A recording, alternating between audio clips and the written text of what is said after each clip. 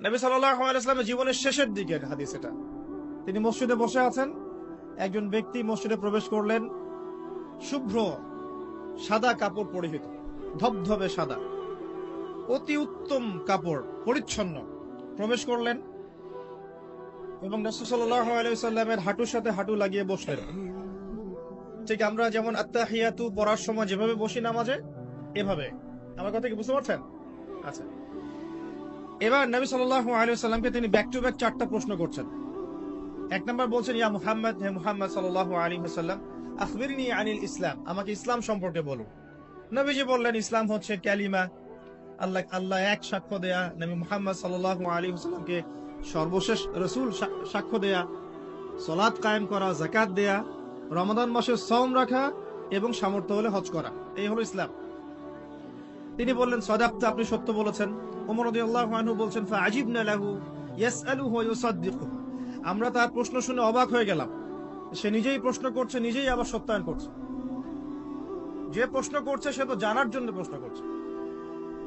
ছাত্র যদি ওস্তাদের কাছে প্রশ্ন করে যে ওস্তাদ এটা কি, ওস্তাদ বলে এটা এই, তখন সেই ছাত্র যদি বলে যে আপনি সত্য বলেছেন, তার মানে এই ছাত্র আগে থেকে উত্তরটা জানতো, তাই নয় কি? তার মানে এই প্রশ্ন করে আগে থেকেই জানে যে উত্তরটা কি হবে। তো দ্বিতীয় প্রশ্ন করছেন তিনি, বলছেন, আখবিরনি আনিল ঈমান, ঈমান কি, আমাকে ঈমান সম্পর্কে বলুন। নবী সাল্লাল্লাহু আলাইহি ওয়াসাল্লাম বলছেন, ঈমান হচ্ছে 6টা বিষয় বিশ্বাস করা। তুমিনা বিল্লাহ, আল্লাহ বিশ্বাস করবে, ওয়া মালাইকাতি, তার ফেরেশতা মণ্ডলীর প্রতি, ওয়া কুতুবিহি, তার সমস্ত আসমানি কিতাবের প্রতি, ওয়া রুসুলিহি, তার সমস্ত রাসূলগণের প্রতি, ওয়াল ইয়াউমিল আখির, পরকালের প্রতি, ওয়াল কদরি খায়রি ওয়া শাররি, তাকদীরের ভালো মন্দের প্রতি। এই 6টা পিলারে বিশ্বাস করলে আপনি মুমিন হলেন। প্রশ্নকারী বলছে, সাদাকতা, আপনি সত্য বলেছেন। আবারও তৃতীয় প্রশ্ন করছেন, আখবিরনি আনিল ইহসান, হে মুহাম্মদ সাল্লাল্লাহু আলাইহি ওয়াসাল্লাম, আমাকে ইহসান সম্পর্কে বলুন, ইহসান কি জিনিস। নবী সাল্লাল্লাহু আলাইহি ওয়াসাল্লাম বলেছেন, ইহসান হচ্ছে আনতা আবুদাল্লাহা কাআন্নাকা তারাহ, তুমি এমন ভাবে আল্লাহর ইবাদত করবে যেন তুমি আল্লাহকে দেখতে পাচ্ছ। ওয়া ইল্লাম তাকুন তারাহু ফাইন্নাহু ইয়ারাক, যদি তুমি আল্লাহকে দেখতে না পারো, জেনে রাখবে আল্লাহ ঠিকই তোমাকে দেখছেন। এই আল্লাহ কনসিয়াসনেসের নাম হচ্ছে ইহসান। কি নাম? ইহসান। ইসলামের ভিত্তি পেলাম 5টা, ঈমানের কয়টা পেলাম? 6টা। আর ইহসানের ব্যাখ্যা কি পেলাম? আল্লাহ কনসিয়াসনেস, মানে আল্লাহকে হাজির নাজির জেনে ইবাদত করা। কেউ যদি আল্লাহকে হাজির নাজির জেনে ইবাদত করে, সে কিন্তু পাপ করতে পারবে না, তার নামাজে মনোযোগ কিন্তু ডানে বামে যাবে না ইনশাআল্লাহ। তো তিনি বললেন, সত্য বলেছেন আপনি। এবার চতুর্থ প্রশ্ন করছেন তিনি, যে আখবিরনি আনিস সাআ, আমাকে কিয়ামত সম্পর্কে বলুন, কিয়ামত কবে হবে।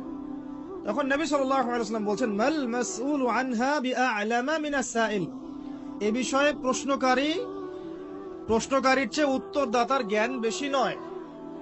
এই বিষয়ে প্রশ্নকারীর চাইতে উত্তরদাতার জ্ঞান বেশি নয়, মানে কেউই জানে না কিয়ামত এক্স্যাক্টলি কবে হবে।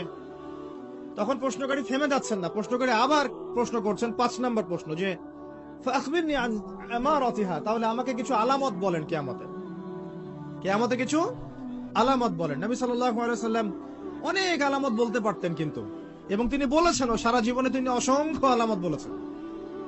এবং আলামতগুলোকে 2 ভাগে ভাগ করা যায়, এগুলো বড় এবং কিছুগুলো হচ্ছে ছোট। যদিও বা সবগুলোই আলামত, তবে এটা হচ্ছে ফিকহের বিষয়, উসুলের বিষয়ের মধ্যে আমরা নিয়ে আসতে পারি যে বড় ছোট ভাগ করা যাচ্ছে, আলেম ওলামারা ভাগ করছেন। যাই হোক, 10টা বড় বড় আলামতের কথা বলা হয়েছে। এই 10টা না আসা পর্যন্ত কিয়ামত হবে না। মাসিহুদ দাজ্জালের আগমন, নবী ঈসা ইবনে মারইয়ামের আগমন, ইয়াজুজ আর মাজুজ, দাব্বাতুল আরদ, জমিন থেকে প্রাণী বের হবে, ইয়েমেনের আগুন, 3টা বড় বড় ভূমিকম্প, পশ্চিম দিক থেকে সূর্যোদয়, এরকম 10টা আলামত বলা হয়েছে। এগুলো না হওয়া পর্যন্ত কিয়ামত হবে না। এগুলো এখনো হয়নি, এগুলোর কোনোটাই এখনো আসেনি। এগুলো বাদ দিয়ে যেগুলো আলামত সুগরা আমরা বলছি, ছোট ছোট, এগুলোর ম্যাক্সিমাম প্রায় 99% আমরা এখন দেখতে পারি। তবে দেখার জন্য চোখ লাগবে, আর চোখ বলতে শুধু বাইরের চোখকে বোঝাচ্ছি না, হৃদয়ের কলবের কি লাগবে? চোখ লাগবে। আমি আপনার কলবের চোখ দিয়ে আপনাকে শহরটাকে চেনাচ্ছি। আপনার এই হাদিসে নবী সাল্লাল্লাহু আলাইহি ওয়াসাল্লাম অনেকগুলো আলামত না বলে মাত্র 2টো আলামত বলেছেন। কয়টা? মাত্র 2টো। আমি বলছি জীবনের শেষের দিকের হাদিস, শেষ সময় তো আমরা বেশি নসিহত করতে যাবো, তাই না? মনে করেন আপনার পিতা মৃত্যু শয্যায়, আল্লাহ না করুক, এখন তিনি আপনাকে ওসিয়ত করছেন যে বাবা এইটা করবা না, মায়ের যত্ন নিও, বোনদের যত্ন নিও, ইত্যাদি ইত্যাদি। তখন তার ওসিয়ত গুলোকে আপনি কত গুরুত্বের সাথে গ্রহণ করবেন, এবং সেই সময় যত ইম্পর্টেন্ট কথা থাকবে সেগুলোই তো মানুষ বলবে, তাই নয় কি? সবচেয়ে ইম্পর্টেন্ট কথাগুলোই মানুষ বলবে। তো নবী সাল্লাল্লাহু আলাইহি ওয়াসাল্লাম এদিকে এসে মাত্র দুটো সাইনের কথা বলছেন। তার মধ্যে একটা হচ্ছে, ভালো করে শোনেন, তার মধ্যে একটা হচ্ছে আনতালিদাল আমাতু রাব্বাতুহা। যখন তুমি দেখবে, প্রশ্নকারীকে বলছে, যখন তুমি দেখবে যে দাসী তার মনিবকে জন্ম দিচ্ছে, দাসী তার মনিবকে জন্ম দিচ্ছে, মানে দাসী কিভাবে মনিবকে জন্ম দিতে পারে? দাসী কি মনিবকে জন্ম দিতে পারে? উত্তর, এখানে তিনটা ব্যাখ্যা হতে পারে। কয়টা ব্যাখ্যা? তিনটা। এছাড়াও আরো ব্যাখ্যা হতে পারে, হয়তো আল্লাহ পাক সেটা আমাদের জেহেনে হয়তো এখনো দেন নাই, হয়তো এমন কেউ আসবে পরবর্তী জেনারেশন, তারা হয়তো আরো ব্যাখ্যা করতে পারবে। তবে তিনটা ব্যাখ্যা এখন পাওয়া যায়। এক নাম্বার, দাসী তার মনিবকে জন্ম দিবে অর্থ হচ্ছে পিতা মাতার সাথে দাস দাসীর মতো আচরণ করা হবে, এবং এটাও কিন্তু কিয়ামতের আগের একটা বড় নিদর্শন যে পিতা মাতার সাথে দাস দাসীর মতো আচরণ করা হবে, এবং যেটা এখন হচ্ছে। আমরা দেখছি পিতা মাতার অধিকার তারা পাচ্ছে না, সন্তানদের হাতে নির্যাতনের শিকার হচ্ছে, বৃদ্ধাশ্রমে থাকতে হচ্ছে। সারা জীবন যে সন্তানকে বড় করলো, আজকে সেই সন্তান তার ওই যে কাফনের টাকা পর্যন্ত দিতে যাচ্ছে না, মারা গেছে লাশটা পর্যন্ত নিতে আসে না, এমন হচ্ছে না? এবং বস্তুবাদী শহরগুলোতে তো এটা বেশি। তো আমাদের শহরে মানুষ বস্তুবাদী না? মানুষ বস্তুবাদী, কেউ অন্যের দিকে তাকানোর সময় নাই। এটা বোঝার জন্য আপনাকে ফ্লাইওভার উঠতে হবে। ফ্লাইওভার উঠে দাঁড়িয়ে থাকেন, দেখেন মানুষ ছুটছে নিজের চরকায় তেল দেওয়ার জন্য, কারো দিকে তাকানোর সময় নাই। এই সকাল থেকে শুরু হয়, রাত একদম 3টা-4টা পর্যন্ত এটা চলছে, সারাদিন 24/7। উদ্দেশ্য কি? দুনিয়া।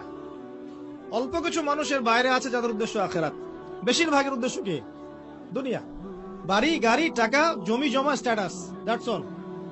মানে মানুষের এই কনসেপ্টটাকে বলা হয় মেটেরিয়ালিজম। কি বলে? মেটেরিয়ালিজম মানে বস্তুবাদিতা। কি বলে? কথা বলেন।